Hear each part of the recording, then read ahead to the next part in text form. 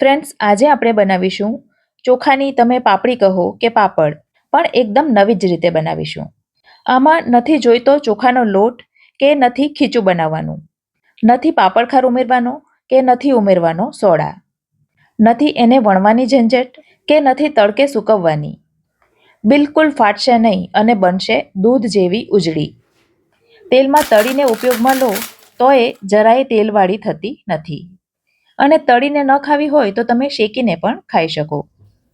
Recipe શરૂ કરતાં પહેલાં જો ચેનલ પર નવા હો અને મારી ચેનલ ફૂડ વિથ ફાલ્ગુનીને તમે હજી સુધી સબસ્ક્રાઈબ ન કરી હોય તો પ્લીઝ જલ્દીથી સબસ્ક્રાઈબ કરી દેજો.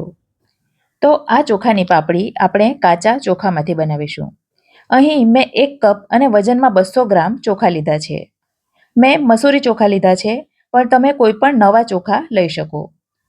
ચોખાના બદલે તમે કણકી કે વાટલા જેને આપણે કહીએ છીએ એ પણ તમે લઈ શકો, પણ જે લો એ નવા હોવા જોઈએ.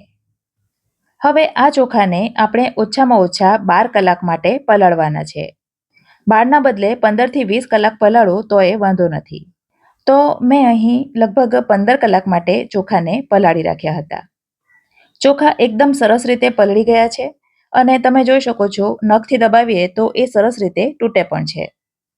તો પાપડી બનાવવા માટે એ પરફેક્ટ થઈ ગયા છે.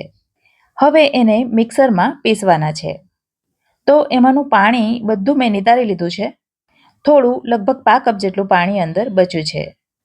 અને બીજું અડધા કપ જેટલું પાણી અંદર ઉમેરીશું જેથી આપણને પીસવામાં સરળતા રહે. હવે મિક્સરમાં એની એકદમ સરસ સ્મૂથ પેસ્ટ બનાવી દઈશું.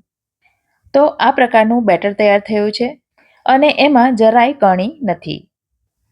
તો આ રીતે ચમચાથી રેડીએ તો એની પાતળી ધાર પડે છે, પણ એને હજી પણ થોડું પાતળું કરવાનું રહેશે. માટે 5 કપ જેટલું પાણી ફરીથી મેં ઉમેર્યું છે.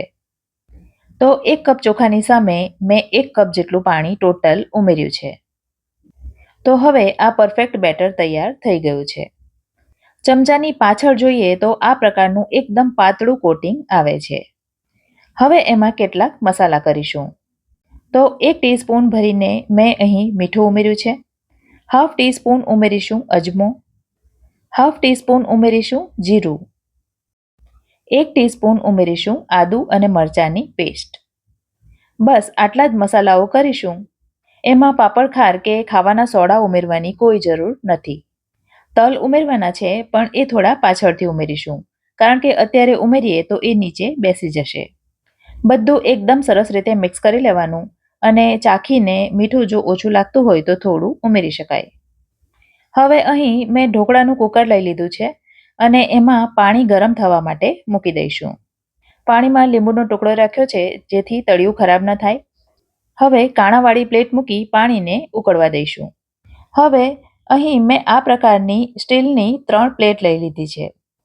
તમારે જે સાઇઝની પાપડી બનાવવી હોય એ સાઇઝની પ્લેટ લેવાની અને એમાં 1-2 ટીપા તેલના મૂકી તેલથી સરસ રીતે ગ્રીસ કરી લઈશું. આ પ્લેટને ફ્રેન્ડ્સ શરૂઆતમાં એક જ વાર ગ્રીસ કરવાની રહેશે. હવે જે બેટર આપણે તૈયાર કર્યું છે એને પહેલાં તો એકદમ સરસ રીતે હલાવી લેવાનું અને ત્યાર પછી ગ્રીસ કરેલી પ્લેટમાં માત્ર 1થી 1.5 ચમચા જેટલું જ બેટર લેવાનું. ટૂંકમાં આખી પ્લેટમાં ફેલાઈ જાય એટલું જ બેટર લેવાનું. હવે એના ઉપર થોડા સફેદ તલ છાંટી દઈશું, કારણ કે ખીચા પાપડી તલ વગર તો અધૂરી જ હોય છે. આ તરફ ઢોકળિયામાં પાણી પણ સરસ રીતે ગરમ થઈ ગયું છે. હવે આ સ્ટીલની પ્લેટને એમાં મૂકી માત્ર 2 મિનિટ માટે વરાળથી બાફીશું અને આ 2 મિનિટ દરમિયાન બીજી પ્લેટને તૈયાર કરી દઈશું. અને ફ્રેન્ડ્સ, દર વખતે બેટરને ચમચાથી હલાવી લેવાનું.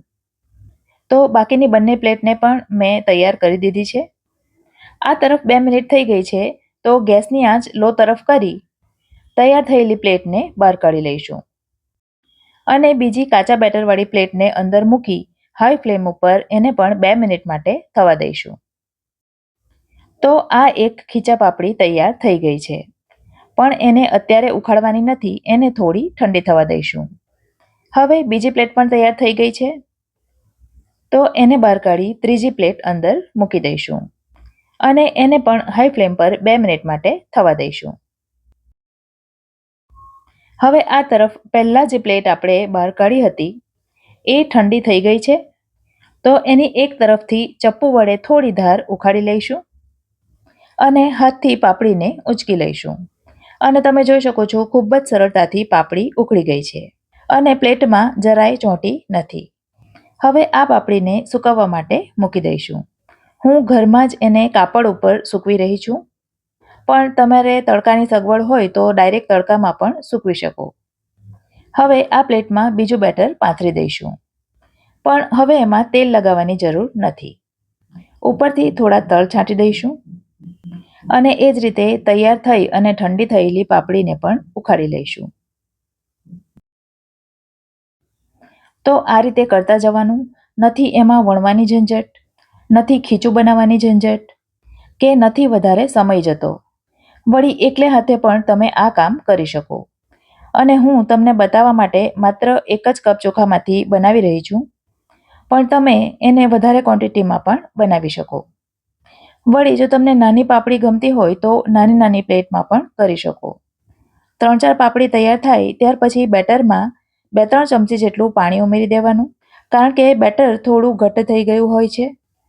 અને નાની નાની પ્લેટમાં મૂકો તો એકસાથે 2-3 પ્લેટ પણ બાફી શકાય. તો આ રીતે બધી પાપડી સ્ટીમ થઈને તૈયાર થઈ ગઈ છે.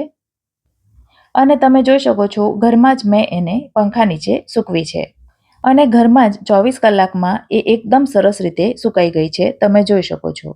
અને કેટલી ઉજળી અને કેટલી ટ્રાન્સપરન્ટ તૈયાર થઈ છે એ પણ તમે જોઈ શકો છો. નથી કોઈ જગ્યાએથી જાડી પાતળી કે નથી એક પણ પાપડી ફાટેલી.